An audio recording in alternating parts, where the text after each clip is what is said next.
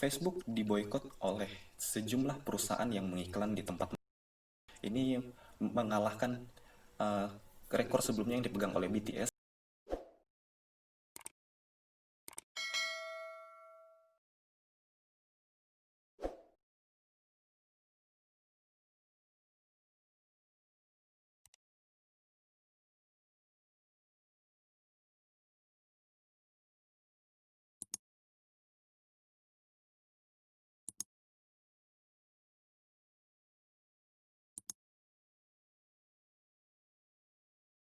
Hai, selamat datang di Joksi.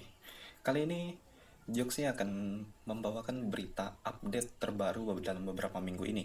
Nah, karena kita pada saat ini sedang pandemi, ya ada baiknya Joksi memberikan beberapa informasi yang terupdate. Karena pertama, kenapa Joksi membuat Joksi Update? Joksi Update pertama karena Joksi dulu pernah pada posisi di mana uh, susah, tidak tahu mencari informasi valid itu di mana. Yang kedua, Joksi tidak tahu apa yang sedang panas dibicarakan pada saat ini. Itu yang mendasari Joksi kenapa ingin membuat ini. Pertama, karena hanya untuk Joksi pribadi agar tahu berita apa yang terjadi pada minggu-minggu ini. Yang kedua, agar teman-teman yang berada di posisi yang sama seperti Joksi pada saat itu bisa mendapatkan informasi yang cukup legit lah ya. Sebelum kita mulai, kita lihat intronya dulu.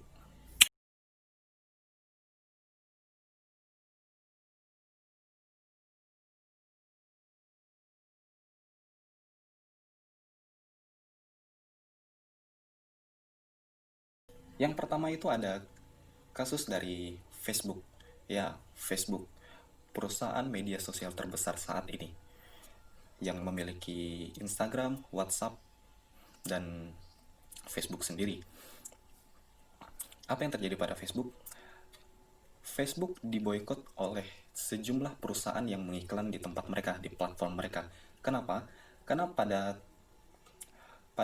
kampanye tentang HAM yang ada Anti Defamation League atau ADL dan NAACP itu meluncurkan kampanye Stop Hate for Profit.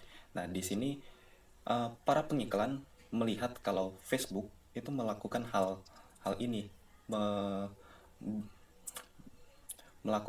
membiarkan ujaran kebencian untuk mendapatkan keuntungan. Nah, di sini para pengiklan melakukan boykot atau berhenti mengiklan di tempat di platform Facebook dengan tujuan agar Facebook sendiri itu bisa membenahi sistem ini. Tidak main-main, ada lebih dari 100 perusahaan yang saat ini Joksi tahu itu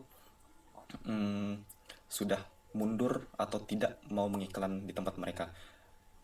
Brand-brand ternama sekalipun seperti Unilever, Coca-Cola, Levi, bahkan terakhir yang Joksi tahu, Starbucks dan Puma juga melakukan hal yang sama.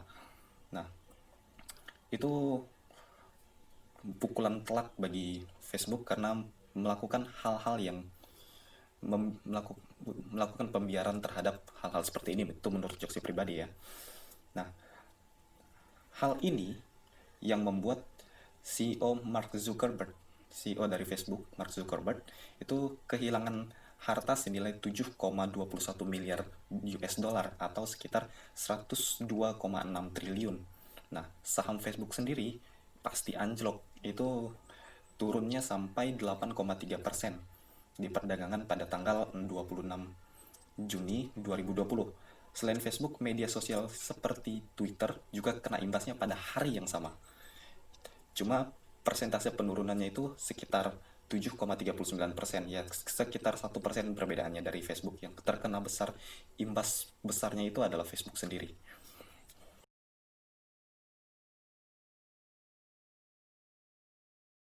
Update kedua itu ada kabar dari dunia K-pop.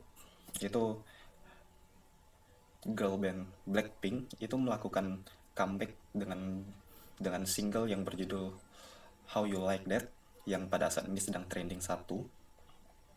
Nah, ada beberapa fakta menarik di balik comebacknya Blackpink ini.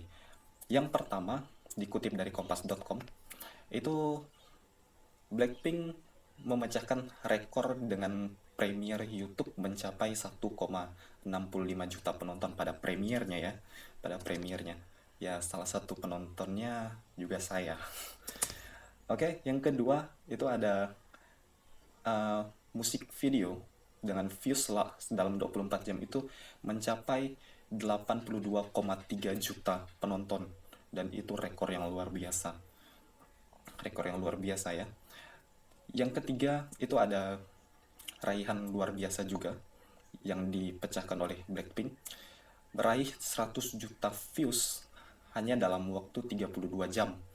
Ini mengalahkan uh, rekor sebelumnya yang dipegang oleh BTS itu yang meraih 100 juta views dalam waktu 37 jam. Jadi buat para penggemar BTS, jangan baper. Ini hanya rekor, bukan berarti Blackpink lebih baik. Tidak seperti itu ya. Oke, uh, raihan yang raihan yang keempat itu ada 10 juta likes dalam 2 hari. Itu kencang sekali ya, kencang sekali. Jumlah likes 10 juta dalam 2 hari itu tidak main-main. Oke, yang kelima itu ranking 1 di iTunes di 60 negara. Itu rekor-rekor luar biasa yang diraih Blackpink. Selain itu, tidak hanya rekor baik, tapi ada juga berita buruk dari comebacknya Blackpink ini. Apa itu? Seperti yang teman-teman, mungkin sebagian teman-teman ada yang tahu kalau adanya isu pelecehan agama. Ini fotonya. Joksi tidak mau membahas ini lebih dalam karena Joksi sendiri tidak terlalu tahu bagaimana detailnya seperti apa. Teman-teman bisa searching di Google saja. Searching di Google apa yang sebenarnya terjadi pada kasus ini. Tapi tinggi pohon maka semakin kuat anginnya.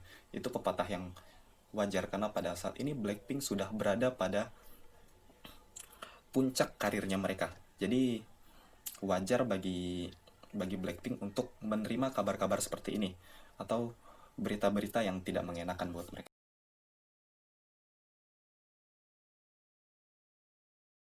Oke, yang ketiga itu ada kabar dari Skinny Indonesia 24 yang memutuskan untuk pensiun dari dunia YouTube. Ya, bagi teman-teman yang penonton lama dari Skinny Indonesia 24 pasti tahu kalau Skinny Indonesia 24 pada tahun ini sudah 9 tahun berkelana atau berkarir di YouTube. Nah, mereka mengatakan pada podcastnya Om Deddy Corbuzier itu mengatakan kalau mereka akan mendirect langsung YouTube Rewind 2020, dan katanya mereka sudah ngomong langsung dengan pihak Google untuk membuat YouTube Rewind 2020 ini. Kita tunggu ya seperti apa YouTube Rewind-nya. Dan statement Kajo sendiri itu yang mengatakan bahwa dia keluar bukan untuk kabur, bukan karena kalah, dia akan memperbaiki sistemnya dari luar. Kita juga tunggu apa yang akan dilakukan kakak beradik ini.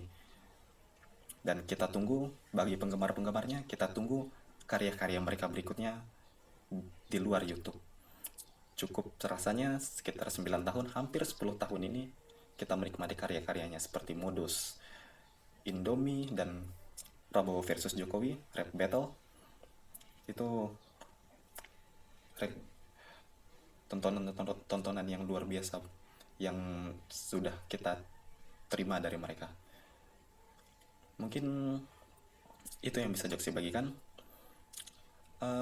Jika ada salah kata, Joksi mohon maaf. Ada berita yang mungkin Joksi keliru, Joksi mohon maaf. Tidak ada yang sempurna di dunia ini. Mohon perbaikinya di kolom komentar. Joksi pribadi undur diri, and see you the next videos.